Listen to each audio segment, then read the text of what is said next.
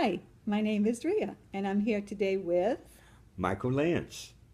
I host a program called The Blind Side of Living, the way I see it. Aha!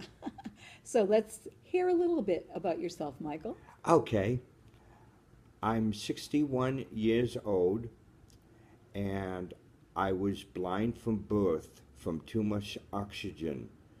It was an epidemic called retrolentofibromalacia.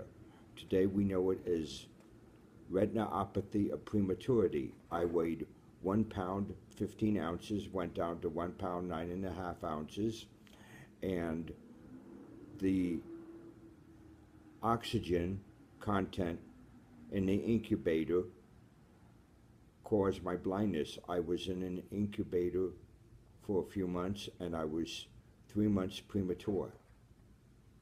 Okay, and we are here today to tell you children, all of the children out there, about blindness. And Mike, Yes? what is the worst thing about being blind to you? I think the worst thing is that a lot of people don't understand about blindness and they're very worried about someone who is totally blind or partially blind. A lot of people don't know how to relate to blindness or blind people. Do you think people are afraid of you? That's a good question. I think that people don't understand about blindness and what it is, and they just don't know how to deal with it. But yet, on the same token, where if totally blind people, such as myself, received my eyesight, we would be afraid of sighted people because we don't know how to relate to what it's like being sighted, and yet sighted people don't know how to deal with blindness. So it's a two-way street, as they say. So what do you think that we can do about that? Well, I think what it is the whole thing is that we have to educate sighted people to learn how to deal with blind people. Have sighted people ask questions. If they see a blind person, come up to the blind person and say, "Hi, my name is so and so. May I help you?" Okay, And be friendly to the blind person. okay. And so, Michael, how old are you? I'm 61 years old. And most of your life you have lived by yourself. Right. Okay, and so tell me, what do you do for yourself? Well, I go out quite a bit. I love to go out to eat, love to meet people, like to go bowling, bike riding. I like dining and dancing. And I went to play golf on my birthday. A friend of mine took me golfing. I also like to go fishing, and I love talking to people. Okay, and you live alone, so you totally take care of yourself, is that Right, correct? that's right. Now, every time I see you, you look very handsome, your clothes match. Thank you. And I was wondering, how is it that you're able to pick out your clothes? Well, I just feel what I want to wear. I feel what I'm in the mood to wear, and But I be, just put on what I want to put on. yeah, but because you can't see the clothes, how do you know? I don't really know. I just go by the texture of the Okay, clothes. okay. Because every time I see you, your clothes match. Right. Now, what was it you told me that you had a little elf? uh, People ask me, how do I dress myself? I say, I have an elf that comes up and dresses me. That's pretty funny. And you go bowling, you go swimming. Yes. I like to go traveling. I belong to a radio club called the National Radio Club. Okay. And I go to a convention every year and we do traveling. This year I went to a radio club convention in Montana, Billings, Montana.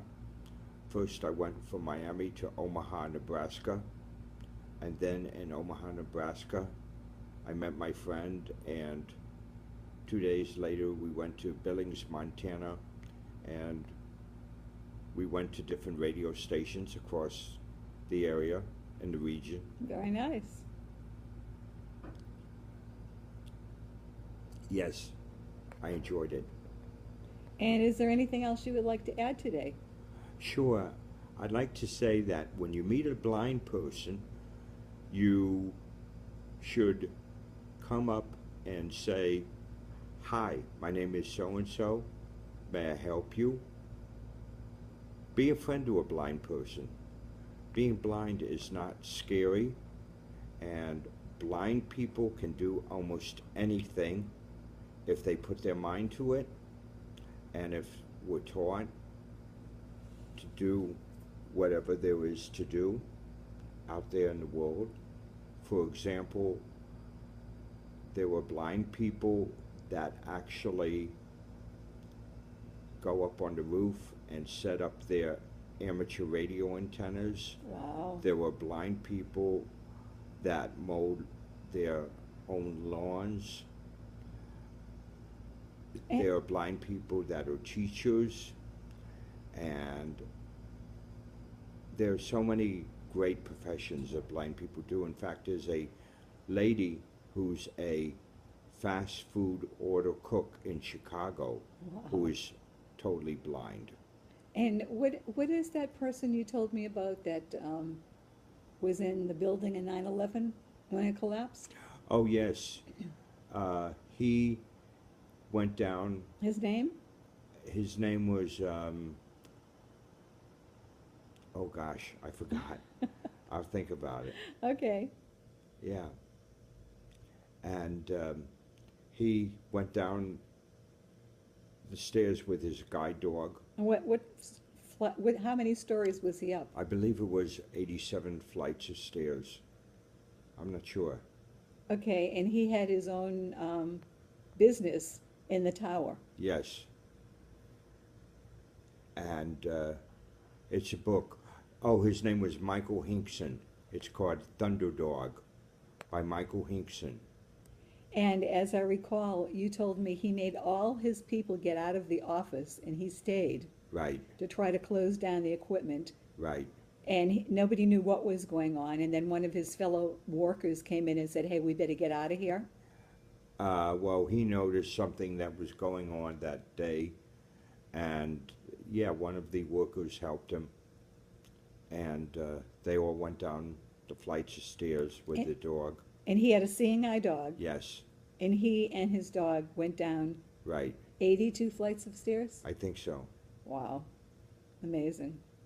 And I think you told me the worst part is when they got out in the street, Right, all that stuff that was Oh. falling down oh yeah. all it was- over them. Right.